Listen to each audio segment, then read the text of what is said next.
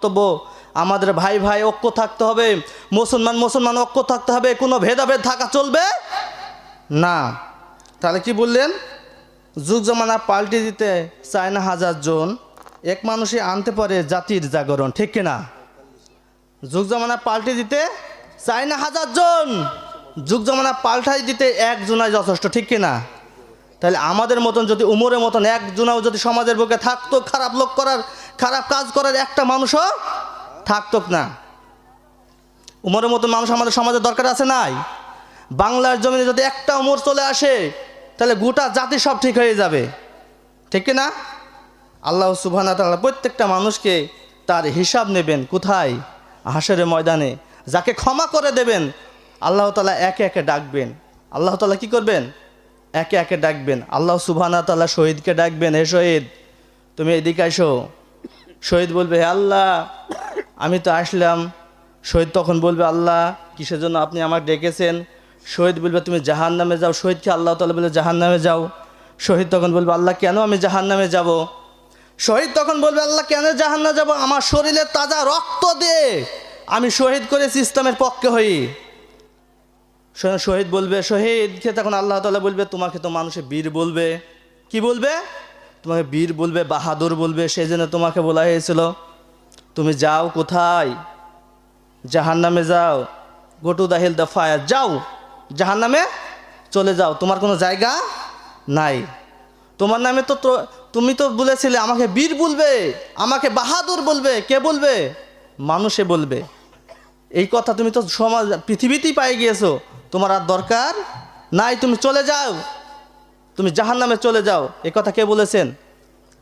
তিনটা মানুষকে নিয়ে জাহান্নাম আল্লাহ সুবহানাহু ওয়া তাআলা শুরু করবেন। এক নাম্বার শহীদ, দুই নাম্বার দানশীল, আর আমাদের মতো নামধারী কয়েকটা মৌলানা, হাজি, পীর সাহেব, গাজী, হাফেজ, এদেরকে দিয়ে শুরু করবে, ঠিক কিনা?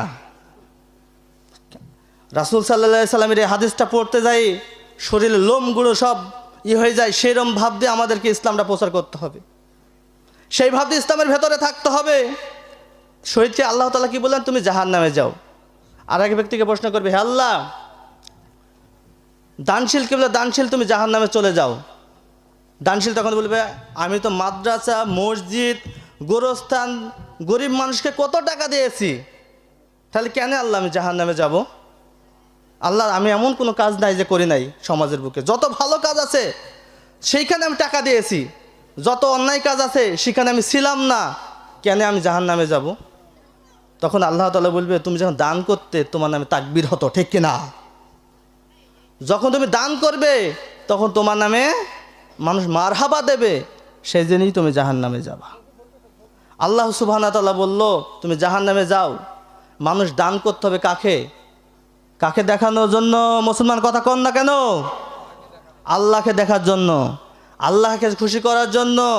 মানুষকে দেখানো কোনো ইবাদত বন্দেগী করা যাবে না। তাহলে আপনি আমি সমাজের ভেতরে যারাই থাকি না কেন, মানুষ দেখানো ইবাদত সমাজের বুকে চালিত আছে কি নাই? আছে। তাহলে আল্লাহ তাআলা বলবেন আর একজনাকে ডাকবেন, সেটা 3 নম্বর কাকে? আল্লাহ সুবহানাহু ওয়া তাআলা তখন বলবেন এক আলেমকে ডাকবেন। আলেমকে ডাকবে, বলে আলেম তুমি জাহান্নামে যাও। সে আলেম বলবে, আল্লাহ আমি তো সমাজের বুকে সবচেয়ে হকের দাওয়াত দিয়েছি, ইসলামের দাওয়াত দিয়েছি, ইসলামের পক্ষে কাজ করেছি, কেন আমি জাহান্নামে যাব আল্লাহ? আল্লাহ বলবে, তুমি এই জন্যই জাহান্নামে যাবে, তুমি যখন ওয়াজ নসিহত করতে, তুমি তাফসির করতে, তোমার নামে তাকবীর হবে, ঠিক কিনা? এই কথা যে বলেছিল, তুমি তো সমাজের বুকে পেয়ে গিয়েছো ওগুলো। তুমি তো মৌলানা, তুমি মনে করেছিল তুমি বিল্ডিং করবা, তুমি বাড়ি করবা, তুমি সম্পত্তি করবা, তাফসির মাহফিল করে টাকা নিবা, টাকা নিবা, তুমি সব কিছু করবা, যাও go to hell the fire, তুমি জাহান্নামে চলে যাও। আল্লাহ সুবহানাহু ওয়া তাআলা সেই আলেমকে বলে ধরবে যেন কিয়ামতের ময়দানে, সেদিন আর আমাদের কোনো জায়গা থাকবে না ভাইয়েরা আমার, সব শেষ হয়ে যাবে। আমাদের সে যে আমি যেন আমি সহ যেন সেরকম আলেম না বানায় আল্লাহ তাআলা বলেন আমিন। আমরা যতটুকু কথা বলতে পারি কোরআন ও হাদিস থেকে যেন কথা বলতে পারি, ওই রকম আলেম না যেন হই যেন জাহান্নামে আমাদের যেতে হয়। ইসলামের হকের কথা বলতে হবে, বাতিলকে বর্জন করতে হবে, এটাই আমাদের সঠিক। আল্লাহ সুবহানাহু ওয়া তাআলা বললেন সে মৌলানাকে, মৌলানা তুমি তো অনেক তাফসির করেছো, তোমার নামে ডাইরেক্ট তাকবীর আল্লাহু আকবার হবে, ঠিক কিনা? তুমি যাও, চলে যাও জাহান্নামে। আমাদের সমাজের বুকে এরকম মাওলানা আছে কি নাই ভাইয়ের আমার? আসতে বলেন আরো, আছে কি নাই? আল্লাহ জানে আমাদেরকে ওই রকম পথে না নেয়, বল না আমিন। যতদিন বাঁচবো ইসলামের হক পথে থাকবো, এরকম চিন্তা করতে হবে। সূরা আলী ইমরানের 26 নম্বর আয়াতে আল্লাহ তাআলা বলছেন, ইন্নাকা আলা কুল্লি শাইইন কাদির। হে হে ইমানদাররা, আল্লাহ সুবহানাহু ওয়া তাআলা বলছে, আমি যাকে ইচ্ছা করি সম্মান দান করি, আমি যাকে ইচ্ছা অসম্মান করি, আমি যাকে ইচ্ছা ক্ষমতা চেয়ারে বসাই, আমি যাকে ইচ্ছা ক্ষমতা চেয়ার থেকে নামিয়ে দিই, ঠিক কিনা? এই কথা কে বলেছেন? আমার আল্লাহ সুবহানাহু ওয়া তাআলা। যদি আল্লাহ সুবহানাহু ওয়া তাআলা এই কথা বলতে পারেন, আপনি ক্ষমতার আর জৈবনে বোড়ায় দেখাতে পারেন না মুসলমান, ঠিক কিনা? আল্লাহ তাআলা যা দিয়েছেন সেইটাই নিয়ে খুশি থাকতে হবে, রাজি থাকতে হবে। আল্লাহ তাআলা আমাদেরকে খাদ্য দিয়েছেন, বাসস্থান দিয়েছেন, ঘর দিয়েছেন, বাড়ি দিয়েছেন। কার ইবাদত করতে হবে? আল্লাহ সুবহানাহু ওয়া তাআলা। অন্য কারোর ইবাদত করা যাবে না। আমি একদিন হয়তো বিপদে পড়ে যাব, সেদিন আমার পাশে আর কেউ থাকবে না। কেউ থাকবে মুসলমান? আপনার সন্তানের জন্য আপনি কাজ করেছেন, রক্ত আপনার পানি করেছেন, পানি করার পরেও আপনি সেই কাজ করেছেন, আপনার সন্তান আপনার না। 2 ঘন্টা আপনি স্ত্রীর জন্য কাজ করেন, আপনার 2 ঘন্টা স্ত্রী ভালো থাকে, 2 ঘন্টা কাজ করে আপনার সাথে, ঠিক কিনা? আপনার বন্ধুর সাথে টাকা আছে, আপনার বন্ধু আছে, বিপদের দিন আপনার কাছে আর নাই। সুবিধাবাদী মুসলমান আছে কি নাই? আবার বিবিকে কি বলেন? গান শোনান। একটা গজল বলবো ছোট্ট করে। বউ তুমি কথা কও না কথা, তোমার জন্য আমি ভুলেছি ব্যথা। বউ তুমি কথা কও না কথা, তোমার জন্য আমি ভুলেছি ব্যথা। থাকবো একই সাথে জান্নাতে, দিও আল্লাহ তুমি একটা ঘর। থাকিব একই সাথে জান্নাতে, থাকবো, দিও আল্লাহ একটা ঘর, ঠিক না? স্ত্রীর সাথে আমরা জান্নাতে থাকতে চাই কি না? চাই। আমাদের স্ত্রীকে পর্দায় থাকতে হবে, পর্দায় রাখতে হবে, এটাই আমাদের কর্তব্য। 3 শ্রেণীর মানুষ জান্নাতে প্রবেশ করবে না। 1 নাম্বার, শক্তভাবে কঠিনভাবে দমন করতে হবে স্ত্রীকে পর্দায় থাকার জন্য। কথা বলছেন না কেন? যে বাবা তার মেয়েকে পর্দায় কঠিনভাবে শক্ত হাতে মজবুত করে রাখতে পারবে না, সে বাবা কখনো জান্নাত যাবে না। কয়টা কথা বললাম? 3টা। তার মধ্যে আরেকটা আছে। 3 নম্বর কথা হচ্ছে, যে মহিলা পাতলা জামা কাপড় পরে রাস্তায় ঘোরাফেরা করে। আপনাদের এদিকে হয়তো নাই, আমাদের ওইখানে আছে, ঠিক না? তাহলে আল্লাহ সুবহানাহু ওয়া তাআলা কি বললেন? 3টা ব্যক্তি জান্নাতে যাবে না। তার মধ্যে 1 নাম্বার বাবা, স্বামী জান্নাতে যাবে না তার স্ত্রী কঠিনভাবে শাসন না করলে, পর্দায় না রাখলে। 2 নাম্বার, আপনাদের মেয়েকে, আমাদের মেয়েকে যদি শক্তভাবে পর্দায় না রাখেন। 3 নাম্বার, আপনার মেয়ে বেপর্দায় জানে, বা ও বোনেরা জানে বেপর্দায় না ঘোরে, ঠিক না? এটা আমাদের সমাজের ভেতরে চালু থাক না। মুসলমান চান না আপনারা? কিয়ামতের ময়দান আল্লাহ সুবহানাহু ওয়া তাআলা আকাশ থেকে সূর্যটা নিচে নামে আসবে। আসার পরে আল্লাহ সুবহানাহু ওয়া তাআলা নাক দিয়ে, মুখ দিয়ে, কান দিয়ে বেয়ে পড়বে, মুখটা গলে গলে পড়বে। কত কষ্ট না হবে! রাসূল সাল্লাল্লাহু আলাইহি সাল্লাম তাইফের যুদ্ধে, উহুদের যুদ্ধে দাঁত ভেঙেছেন, তিনি আল্লাহ সুবহানাহু ওয়া তাআলা কখনো দোয়া করেননি। সেই দোয়াটা কোথায় করবেন? কিয়ামতের ময়দানে। কি করবেন? কিয়ামতের ময়দানে। আল্লাহ সুবহানাহু ওয়া তাআলা পেটে পাথর বেঁধে কত কষ্ট করেছেন। আল্লাহ রাসূল সাল্লাল্লাহু আলাইহি সাল্লাম যদি বলতেন, আমি যদি খাবার চাই, জান্নাতে খাবার আমাকে দিয়ে দেওয়া হতো, আমি যদি খাবার চাই আমাকে জান্নাতে খাবার দিয়ে হতো। আমি যদি উহুদ পাহাড়কে বলতাম, উহুদ পাহাড়ে আমাকে সোনায় পরিণত করে দিতে হবে, উহুদ পাহাড়ে আল্লাহ সুবহানাহু ওয়া তাআলা রাসূল সাল্লাল্লাহু আলাইহি সাল্লাম উহুদ পাহাড়ে সোনায় পরিণত করে দিত, ঠিক কিনা? আল্লাহ সুবহানাহু ওয়া তাআলা দুর্বলদেরকে দেখছেন। আল্লাহ সুবহানাহু ওয়া তাআলা রাসূল সাল্লাল্লাহু আলাইহি সাল্লাম বলছে, হে আল্লাহ রাসূল, আমার বন্ধু, আপনি দেখেন সমাজের বুকে যারা দুর্বল তাদেরকে জুলুম হচ্ছে, নির্যাতন হচ্ছে। ইসলামের কথা যারা বলছে তাদেরকে নির্যাতন করছে সমাজের বুকে, ঠিক কিনা? আমাদের বুকে, সমাজের বুকে আমাদের মৌলানার নির্যাতন আছে কি নাই? কথা বলেন। আল্লামা সাঈদী 54টা বছর ইসলামের দাওয়াত দিয়েছে কিনা? আল্লামা সাঈদী 54টা বছর ইসলামের দাওয়াত দিয়ে গেছে, তাও তাকে জেলে পুরে রেখেছে। ঠিক কিনা মুসলমান? কথা কন না কেন?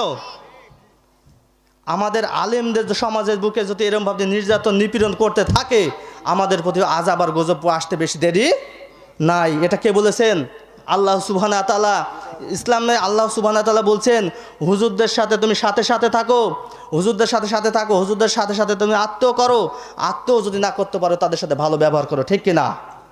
আমরা মুসলমান হয়ে হুজুরদের সাথে বেসম্মান করি, অসম্মান করি, লাঞ্ছিত করি, অপমান করি, আমাদের প্রতি আযাব আর গজব আসতে বেশি দেরি নাই। মুসলমান, আমাদেরকে হুজুরদের সাথে ভালো সম্পর্ক রাখতে হবে, মৌলানাদের সাথে ভালো সম্পর্ক রাখতে হবে, হাফেজদের সাথে ভালো সম্পর্ক রাখতে হবে, সমাজের বুকে এদের কি ভালো সম্পর্ক রাখতে হবে। ঠিক কিনা? আপনি ধরে মুসলমানদের ওপরে জেল দেবেন, রিমান্ড দেবেন। মামুনুল হকের মতন মানুষকে তাই রিমান্ড দিয়েছে কিনা? আল্লাহ সুবহানাহু ওয়া তাআলা আমাদেরকে তৌফিক দান করুক, হুজুরদের প্রতি হিদায়াত দান করুক, বলে আমিন। আল্লাহ বলেন, হে নবী চিন্তা করেন না। আল্লাহ নবী বললে, আল্লাহ তাআলা বলছেন, হে নবী আপনি চিন্তা করেন না, আপনি সব সময় আপনি আমার জন্য দোয়া করেন। আপনার আল্লাহ রাসূল সাল্লাল্লাহু আলাইহি সাল্লাম চিন্তা করতে তার পিঠ ব্যাকা হয়ে গেছিল। কিসের জন্য? আল্লাহ রাসূল সাল্লাল্লাহু আলাইহি সাল্লাম তার পিঠ ব্যাকা হয়ে গেছিল, এই জন্যই তার টেনশন করতে, উম্মতের জন্য। কাদের জন্য? উম্মতের জন্য। উম্মতের জন্য রাসূল সাল্লাল্লাহু আলাইহি সাল্লাম কত কাজ করে, কত কাঁদিয়েছেন, কত কাঁদতে চোখের পানি অনারে ঝরে শেষ করে ফেলেছেন। রাসূল সাল্লাল্লাহু আলাইহি সাল্লামের কষ্টের কথা কাকে বলবো ভাই? রাসূল সাল্লাল্লাহু আলাইহি সাল্লাম যেভাবে চলেছেন, আমাদের যদি সেভাবে চলতে হয়, তাহলে রাসূল সাল্লাল্লাহু আলাইহি সাল্লামের কথাগুলো মানতে হবে, রাসূল সাল্লাল্লাহু আলাইহি সাল্লাম হাদিসগুলো পড়তে হবে, রাসূল সাল্লাল্লাহু আলাইহি সাল্লামের মতন আমাদের জীবনটা বাস্তবায়ন করতে হবে। ঠিক কিনা? আল্লাহ, আমি ফার্স্টই বলেছি, আল্লাহ পদার্থ, রাসূল সাল্লাল্লাহু আলাইহি সাল্লাম প্রদর্শিত, মানুষের সার্বিক জীবনের বিন্যাস সাধন করে আল্লাহ তাআলা সন্তুষ্ট অর্জন করতে হবে। কি করতে হবে? মানুষ ঘুমিয়ে গেছে, তাকবীর হবে 3টা ভাই।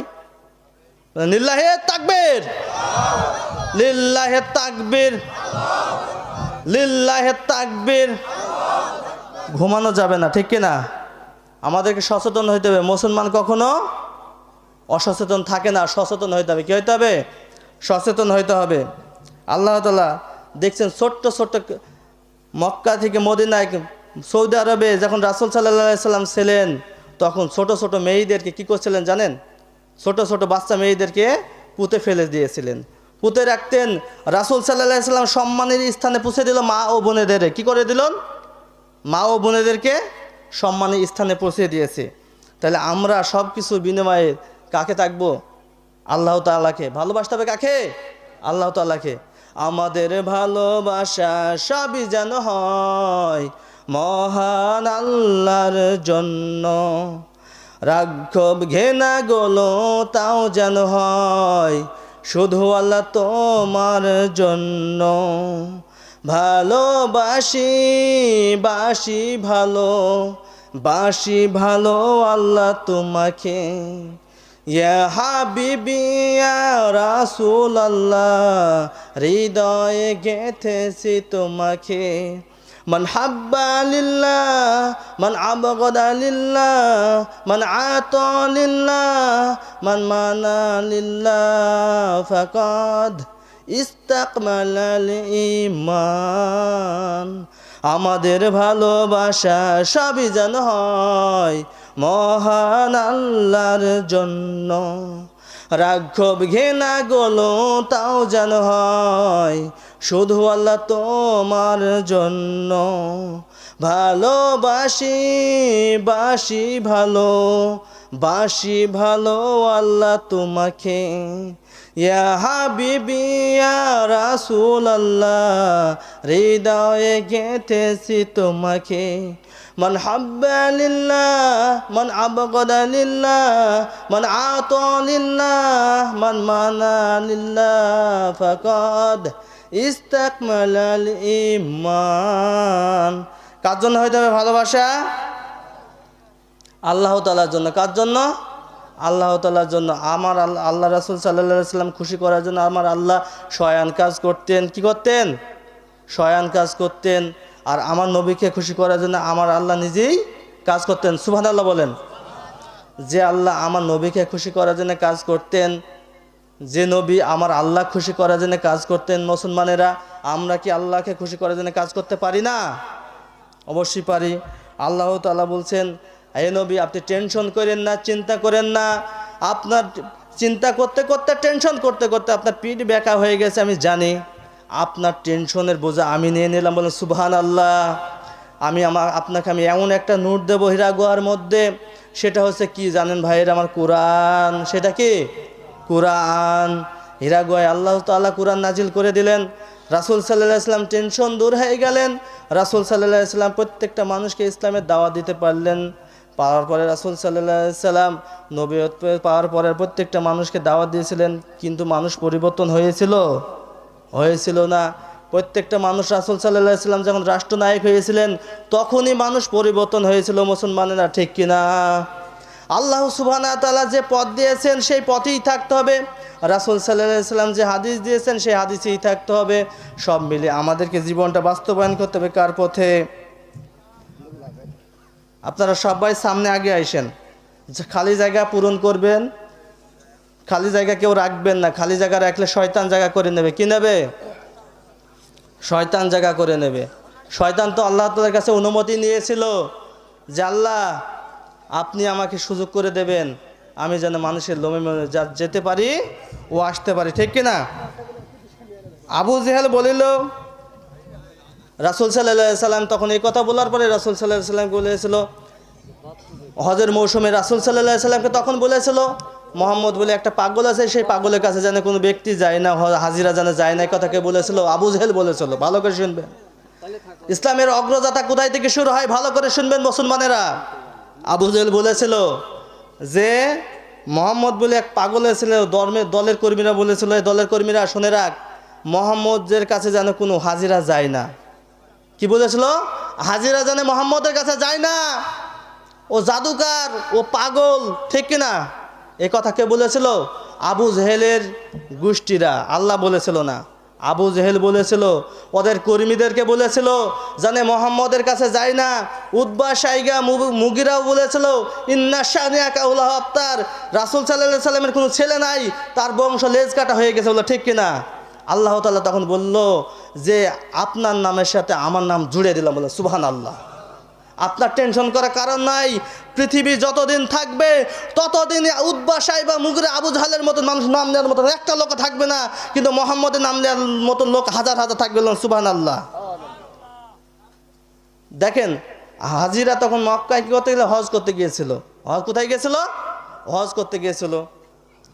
রাসূল সাল্লাল্লাহু আলাইহি সাল্লাম তখন বলছেন যে রাসূল সাল্লাল্লাহু আলাইহি সাল্লামকে মোহাম্মদের কাছে যেন কেউ যায় না, হাজিরাদেরকে সাবধান করে দিবা।